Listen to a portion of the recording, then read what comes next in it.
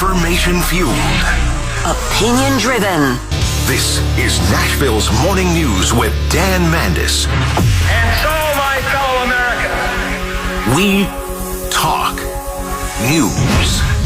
8:06, Nashville's Morning News on Super Talk 99.7 WTN. Welcome on in to the final hour of Nashville's Morning News for this Monday. Want to welcome on into the program EJ Haust, former journalist, one heck of a good talk show host. EJ, great to have you on. I don't know if you and I have spoken since you had your fill-in for Chris Hand. I thought you did a great job, so congratulations. I know that we're going to have you back as well.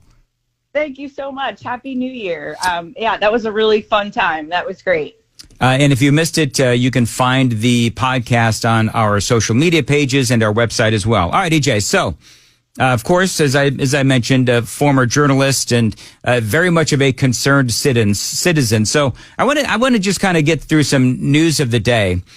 First of all, I don't know if you were watching. I talked about this earlier, but I thought it was interesting that Hakeem Jeffries got up and he gave this speech in front of the House of Representatives right before Mike Johnson, when Johnson was confirmed. And he said just a lot of BS. So as Democrats, our promise to the American people is that we will fight hard to make sure that no one in this town takes away Social Security or Medicare from the American people. Not now, not ever, no means never. I mean, first of all, I said earlier that Hakeem Jeffries is like an Obama wannabe. But somebody please tell me where Donald Trump and the Republicans have said that they want to destroy Social Security and Medicare. They haven't.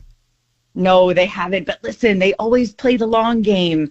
They tell you what they're going to do in speeches like this. So you think Hakeem just came up with that off the top of his head? Surely not. This was written for him. Remember, Biden also over the weekend signed that Social Security bill that, more accurately, his handlers and his radical Democrat operatives put this thing together, doing everything they can to sabotage not only the Trump presidency, but just Republicans in general. The Social Security thing is a big deal to them. They want to be able to say that Republicans repealed more Social Security benefits. Republicans took away Social Security benefits for millions of Americans. What Hakeem Jeffries failed to mention is that the only thing that they put in this bill was for public employees, government workers, teachers, firefighters, that sort of thing. More Social Security benefits for them, but not for, say, entrepreneurs or people who are working for a private company. So it's a very strategic move. Hakeem sounds like a moron, right? I mean, he does. He sounds like an idiot. He's trying really hard to bloviate and become important. He said a lot of things in that speech that I take issue with, but it's also calculated. So we kind of have to remember that, like, even when we're making fun of them for being foolish, they always have an agenda. And in a couple of years, so say the Trump team and the Republicans, they repeal this silly nonsense from this bill, they'll be able to campaign later and say, the Democrats will be able to say, oh, Republicans took away Social Security benefits from thousands or millions of teachers and firefighters, et cetera. Yeah, 3 million public workers. This is what Joe Biden signed last week.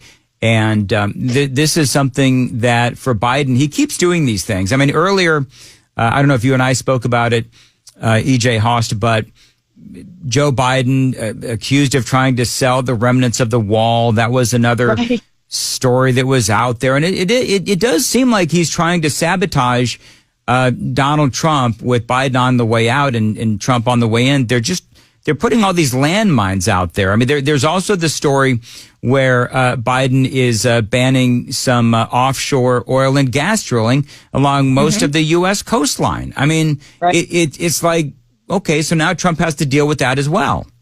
Right, exactly right. You know, that one is especially egregious because it emboldens our foreign adversaries, right? It's like one thing when you do something domestically and now Trump and his team and the Republicans have to waste time undoing nonsensical things that we can repeal, right? We have all the control right now. Hopefully Republicans won't get their, scared little kitten selves that they usually are on these things and fight and negotiate and everything like we saw last Friday. Hopefully they'll just get on board and they'll repeal these things right away.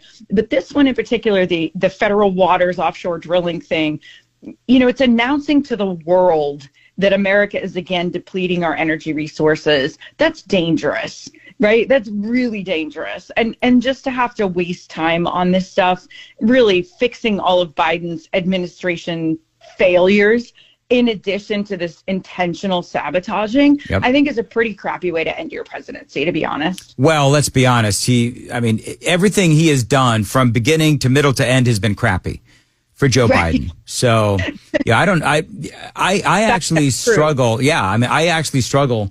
I talked about this on the air one time where somebody challenged me, and I'm always up for a challenge. Name one good thing that Joe Biden did, Dan, you partisan hack.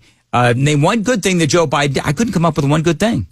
I just can't. Yeah, I can't either. I mean, honestly, it's been awful, but we always have to remember that it wasn't really Joe Biden. Right. I mean, even the media now, even the Democrats are saying, yeah, we really, messed that up and should have told people that he was incapacitated as the president. So who's been running the show for the last 4 years? I mean, I think it's pretty obvious it wasn't Joe Biden. And so having that information would be helpful so that we can blame the right person. Well, and here's the thing, just sticking with the moron Hakeem Jeffries. The American people elected Donald Trump as the 47th president of the United States of America. Thank you for that very generous applause. Wait for it. It's okay. There are no election deniers on our side of the aisle. I mean, that's supposed to be like some sort of a gotcha thing. But don't they define election deniers? Because the American people theoretically voted Joe Biden into office 4 years ago, but they denied that election by having other people run the country and not the person that they elected for. Great point. Obviously, Hakeem Jeffries he's a bloviating liar, right? I say this a lot. He's a lying liar who lies out of his lie hole. That's just who he is.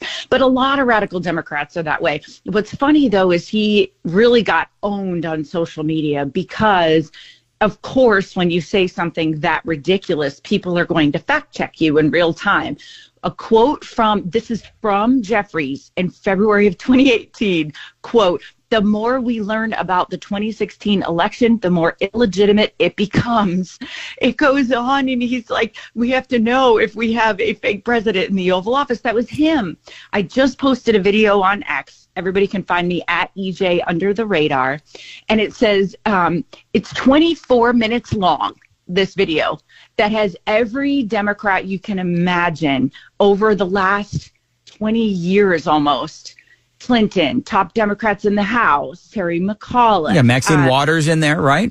Oh, yeah, and Biden and Carter on the Gore-Bush election, Bernie Sanders. I mean, the list is too long to go on, but it's a 24-minute video of Democrats saying election was illegitimate, and it's multiple elections, obviously. I think Carter even called Donald Trump an illegitimate president. So, not real surprising for Jimmy Carter, but that is a great video, and it's EJ Under the Radar on X. Coming up, EJ, I want to ask you about Mike Johnson and his confirmation. Okay. And now there's obviously some discussions about where the Republicans go from here.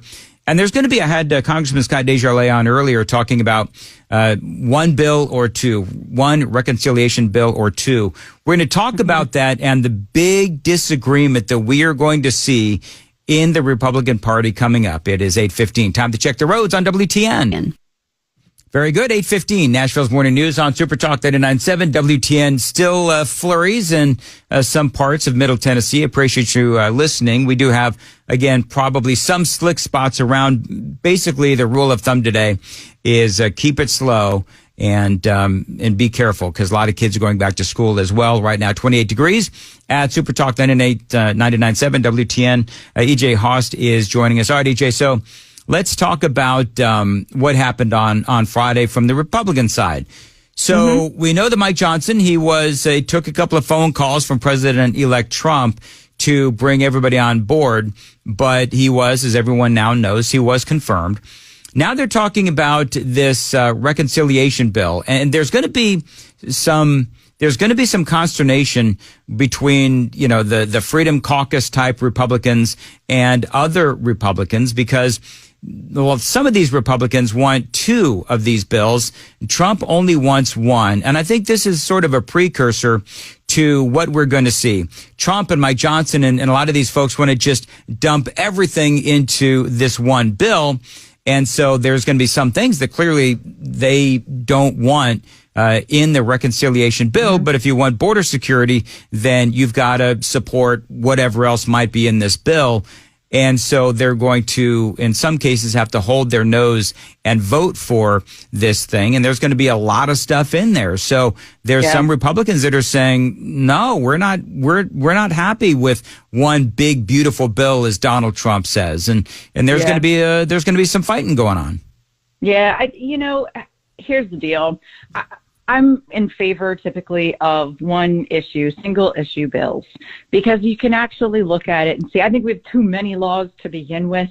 And so introducing more and more and more and 15,000 page bills and all the things, right? Like let's just name it something appropriate and pass bills that are single issue. That would be ideal. Unfortunately, we are not in an ideal state at the moment. We are in a country in distress, as it turns out, right? Like, as our congressmen and on the Republican side start to play these kind of typical normal games that have always been played, I think they're going to find the American people are unhappy with that, right? On Friday, it wasn't just that Donald Trump from the golf course gave a call to these, people that were standing, opposed to him at the last minute. More importantly, the American people were blowing up the phones of these people and saying, just get on board, give the man a chance. And that's kind of where I am right now. Give the man a chance to pass his agenda. Remember, we have a very, very short window to make this happen.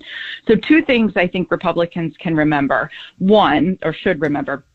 One is that this time frame, not just the first 100 days or whatever, everyone is going to start raising money and running again in like 18 months. So we don't have a lot of time to get things done. That's number one. Number 2, Americans have short attention spans when it comes to small things you disagree with, but you vote for it anyway kind of stuff. The media news cycle is 15 minutes now. So yeah, maybe you don't like page 247, section 2. Right. Okay, fine. At this point, though, could we just recognize the fact that the American people in every district across the country that voted for Donald Trump voted for you to enact his agenda? So if you won in one of those districts that voted for Donald Trump, guess what? They weren't only voting for you, they were voting for Donald Trump. And so there's this kind of disconnect between Republicans at large, like typical Republicans who've been there for a really long time, and the Republicans who know, listen, we got a short time period to get all this stuff done. We probably need to just get on the same team and pass this stuff. We can fix other stuff later, but we just have a really short period of time to do it. All right. I've got 30 seconds. Tell me, it sounds like Kash Patel may have some challenges heading the FBI. John Thune is apparently, according to a couple of different sources, said that Pete Hegseth is in. So, I mean, where are you at with Kash Patel? I think, gosh, I hope I don't regret saying this, but my prediction is that he will get through. I think the people who are holding out at this point are doing so to kind of, get the gavel, to kind of get on the right committee, that sort of thing. I think it's more, process than it is an actual dislike of Patel. There's not much to dislike about him, honestly. When you really look at his record and what he stands for, if you're a good, solid Republican conservative, there's nothing to really oppose. No, you're right. All right, EJ, tell us once again how to follow you on X. Yeah, catch me at EJ Under the Radar. Thanks so much, Dan. All right, EJ, we'll talk to you again very soon. It is 8:20, Nashville's Morning News on Super Talk 99.7, and Joan Jones has the news coming up at 8:30. Joan, what you got? Yeah, still looking at the weather. We'll take a look at the roads, too, and see where snow and sleet may be falling now. Also, a world leader is expected to step down as early as today. That's coming up Did you get the hint? I sure did. Okay, at 8:30 on Super Talk 99.7 WTN. Justin Trudeau? Yeah, maybe. Maybe. All right, very good. I think he's going to step down because he is getting, number one, people hate him in Canada. That's number one. 68% disapproval. But here's the other thing is Trump is just all over him. Yeah. And so I think that is also part of the conversation. If possibly it is Justin Trudeau, this world leader that is about to step down. Joan has the full and complete story coming up at 8:30 on Nashville's Morning News on Super Talk 99.7 WTN. Dan Mandis here. Stop letting high interest debt weigh you down. Pay it all off in days. Thanks to Loan Pronto's new Rapid Equity Loan. Listen up, homeowners. This is for you.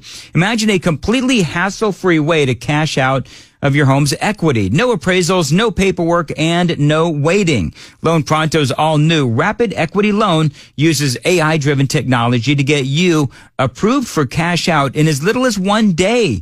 Now, one client got $100,000 approved in under 24 hours, wiped out their debt, launched a home improvement project, and is now saving over $1,000 a month. Instant approvals, low fixed rates, fast transfers, get cash to consolidate all your debt, and get a fresh start for the new year with Loan Pronto. Call them now and see how much money you can qualify for. Imagine this time next week, you could be credit card debt free. Don't wait. Get your cash fast. 615-499-5780. 615-499-5780. LoanPronto.com.